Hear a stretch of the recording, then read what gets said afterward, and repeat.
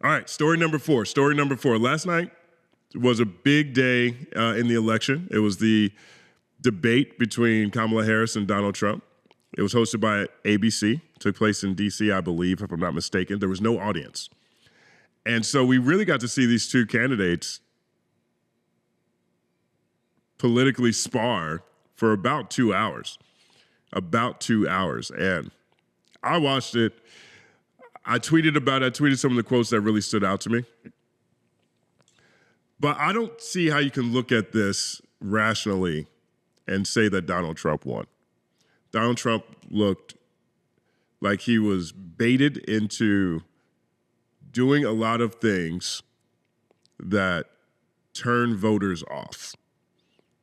Turn voters off. And plenty of times he just looked straight up unhinged. He wouldn't look at Kamala at all during the debate. He got caught up on crowd sizes again. She did a great job of baiting him into talking about how many millions of people, millions and millions upon millions of people show up to his rallies. She baited him into talking about January 6th and how he didn't lose the election. Generally speaking, these are things that have turned voters off, his voters off. Kamala Harris currently has 200 Republican endorsements. Okay. Like the red team is fractured on Donald Trump.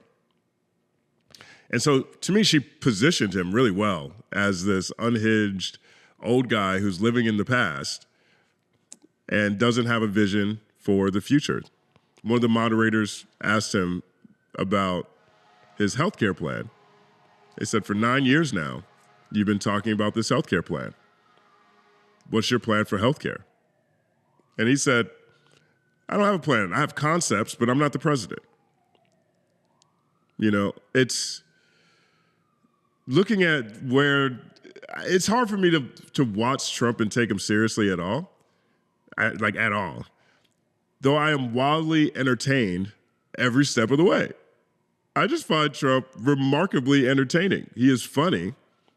I don't trust him. He's on the red team. The red team has all the Confederates. So let's take a look at some of the reactions that are coming out of this debate. If you guys have seen the debate, let me know what you think about it in the comment section. All right, so here's Fox News. Fox News, right? This is a propaganda piece that was put out post-debate showing how, from, I imagine, Team Blue Team, or actually, well, this is Republican voters against Trump. Okay, so whoever this is, they put together this video of Fox News reactions post-debate. Let's take a look.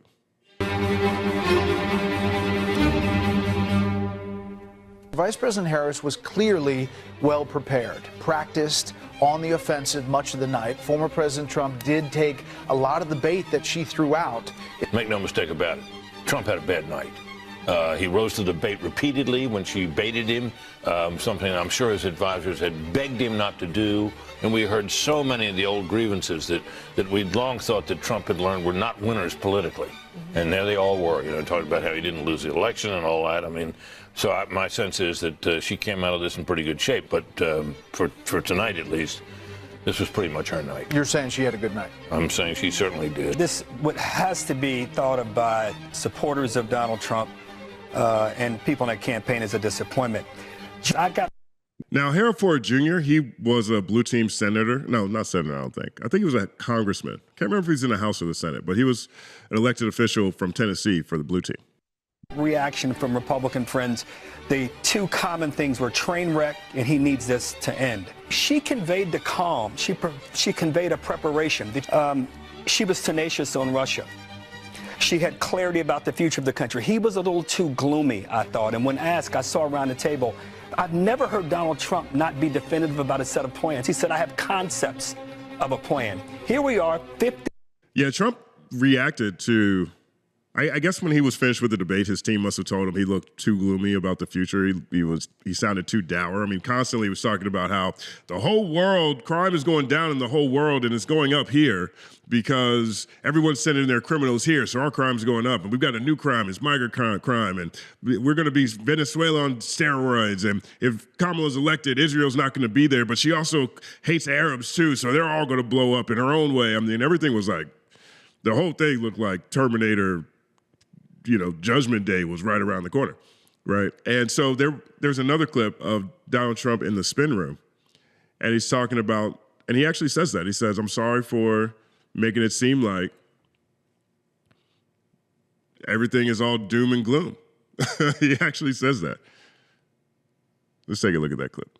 A very important debate. Now, she wants to do another one because she got beaten tonight, but I don't know. Why wouldn't you look at her?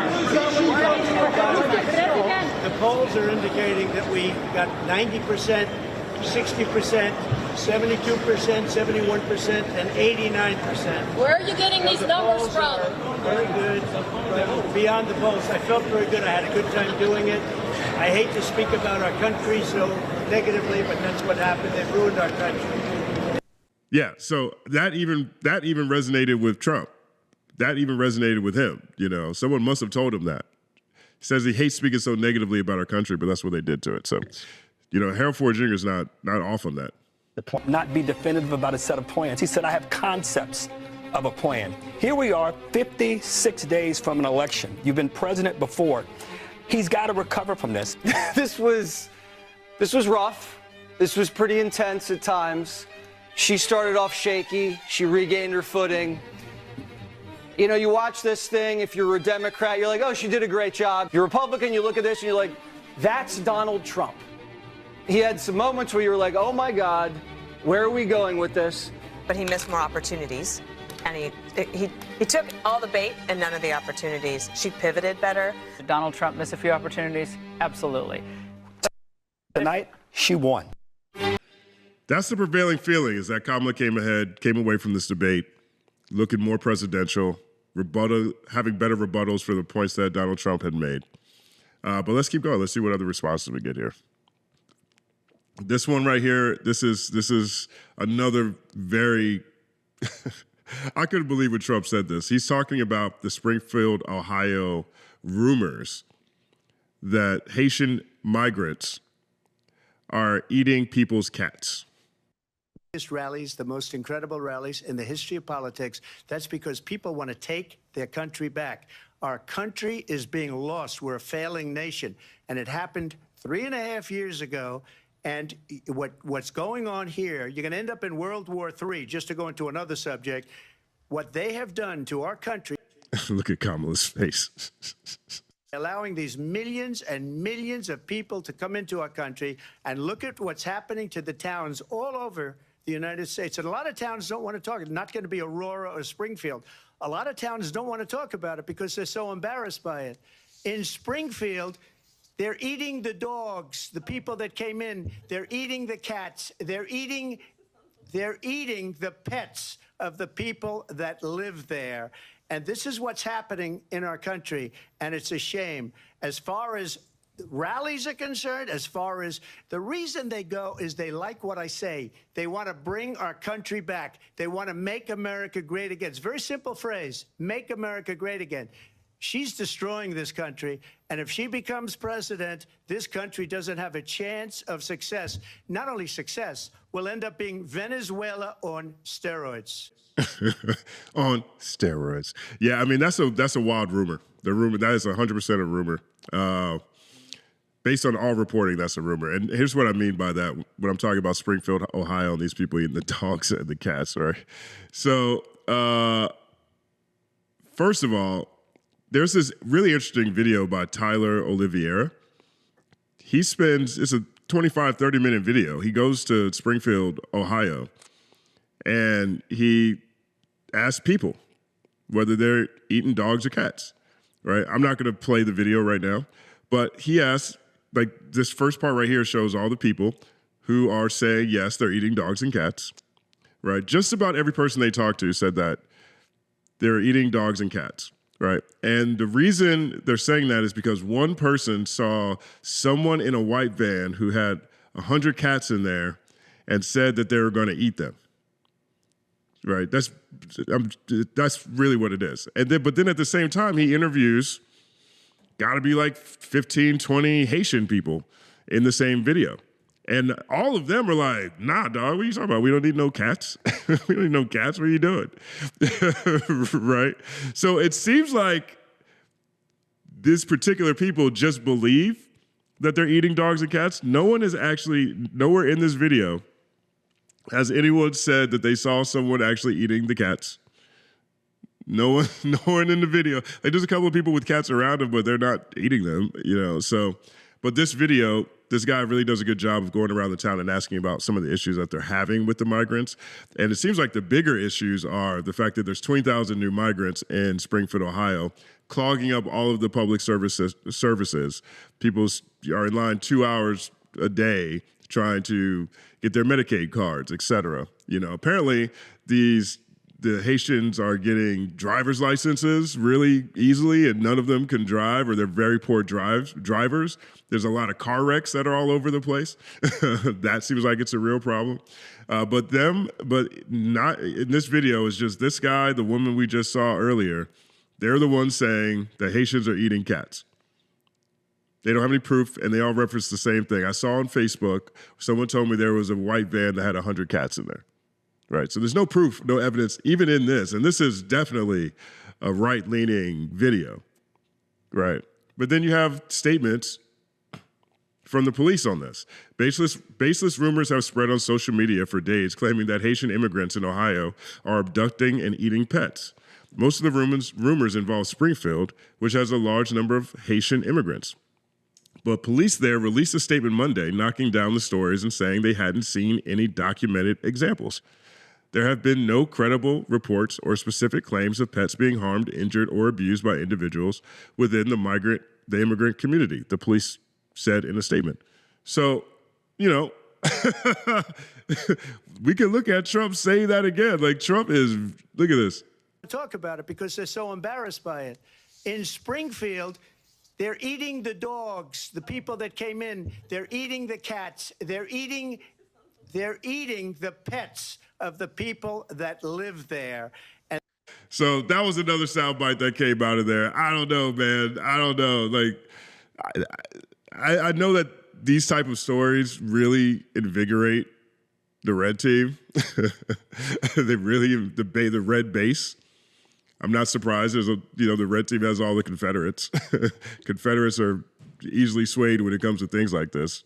Certain population of people are very easily swayed with certain types of news that comes out of places, you know. But that long video didn't show anything, and the police aren't saying anything. But you know, the Trump campaign will let you believe that everybody's wrong, and you know,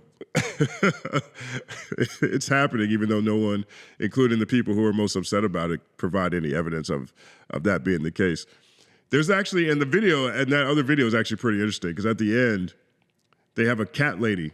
She has like 20 cats, 50 cats. She says, you know, she's very upset about the 20,000 migrants, Haitian migrants coming to the community. But she even says all of her cats are fine. So I don't know. Until someone shows me that these people are eating cats and it's not just this one story that seems to have spread like wildfire in that community. All right, so there's a lot of people who are talking about how, and Megyn Kelly was one of them. She actually has a clip where she put out a whole bunch of tweets where she says the debate was rigged because the moderators were fact-checking Trump and they weren't fact-checking Kamala Harris. Well, Trump was saying stuff like the blue team wants to have abortions after the baby's born. There's no state where you can have, it's not an abortion after a baby's born, it's murder. You know, Trump is over here saying they're eating cats. They're eating cats and dogs. I mean, the police say that that's not happening. They've received no credible reports. Like, people need to know those things. You know what I mean? And so Clay Travis said the same thing. He said ABC's rig job is the story here. This is like a game when an obvious and clear officiating error is the primary story after the game. It's all that is going to be talked about. I like James's response here. It says the ABC moderators have let Trump speak for 9 minutes longer, roughly 30% more than Harris. The way they've rigged the debate is by letting him hang himself with his own stream of consciousness rambles. And that's really what it was. Ultimately, that was my biggest takeaway. And anyone, you know, if you guys want to see an example of it, go look at my Twitter account and just go read. Those are direct quotes. Go read those quotes that came through that Trump was saying throughout the course of this debate. It just sounds nuts. And I'm not sure how well it's resonating either. Here's Chris here's Chris Wallace. He used to be the #1 news guy over at Fox. Didn't think I was ever going to witness a debate as devastating as the one that you and Dana moderated back in June, where Joe Biden basically tanked his reelection campaign. I think tonight was just as devastating. I think that Kamala Harris pitched a shutout. On almost every subject I can think of. She shut Trump down on abortion. She shut Trump down on January 6th and democracy. She shut him down on national security and turned to the former president and said, the military leaders who served with you think that you're a disgrace. And then, as Dana mentioned, very powerfully at the end made the point that she is the candidate of change, and we need to turn the page from a decade of division and polarization. On substance, I think she pitched a shutout, and I think she did on style as well. I mean, when you lost Chris Wallace, he's a very conservative, old school conservative reporter. He's pulling no punches right there. So the consensus from the media, my own personal opinion, but I'd argue the consensus from the media on both sides of the political divide is that this was not Trump's best look. Not the best look for Trump. And then you have people like, Megyn Kelly and Clay Travis who want to blame the moderators and say the rules were rigged. But if I'm the blue team right now, I'm probably still pretty concerned. I'm probably pretty concerned because I think there's a lot of people out there like this lady. What did you see that brought you to a conclusion?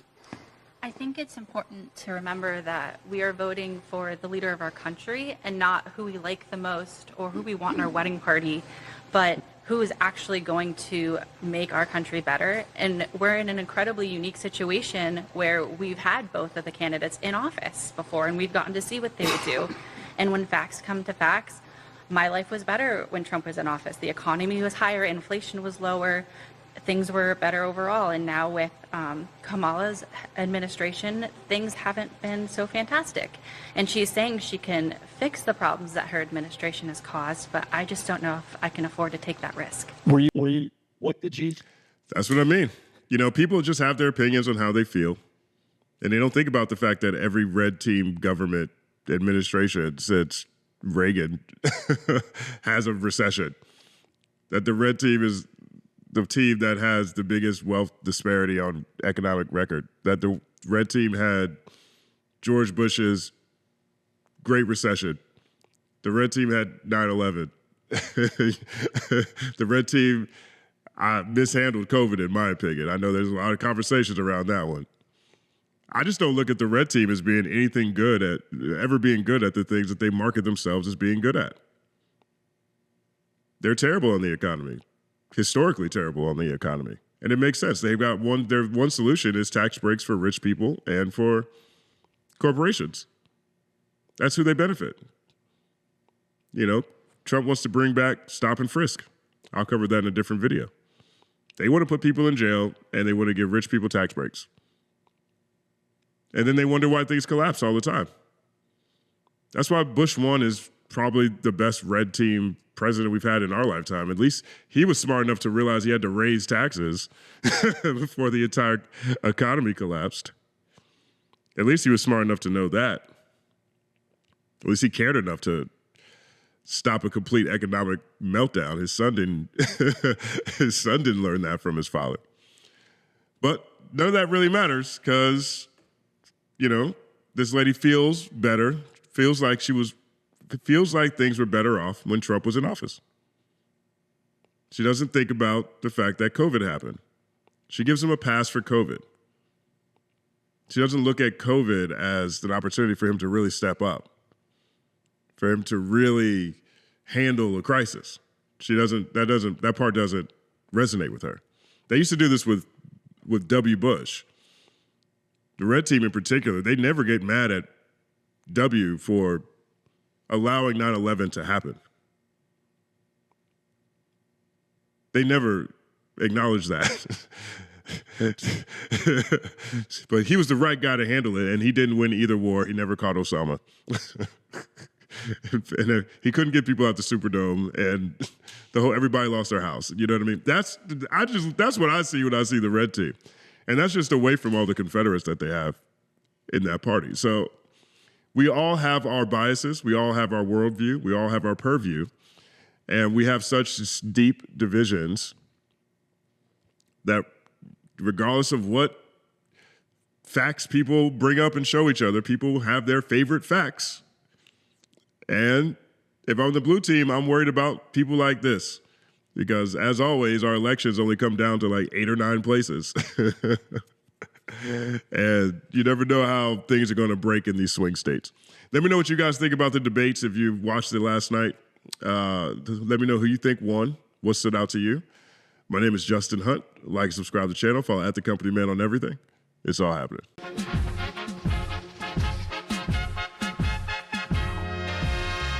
Justin Hunt is here, it's all happening. Justin Hunt is here, it's all happening. The mathematical breakdown of this mighty game of rap we in. It's boom bapping. Systematical culture views us radical, it's all happening. Shaking hands and dapping it. Life through the lens of hip hop, from trip hop to yes, y'all, you don't stop, you don't stop. Justin Hunt is here, it's all happening. It's all happening, yes, it's all happening. Justin Hunt is here, it's all happening. It's all happening, yes, it's all happening.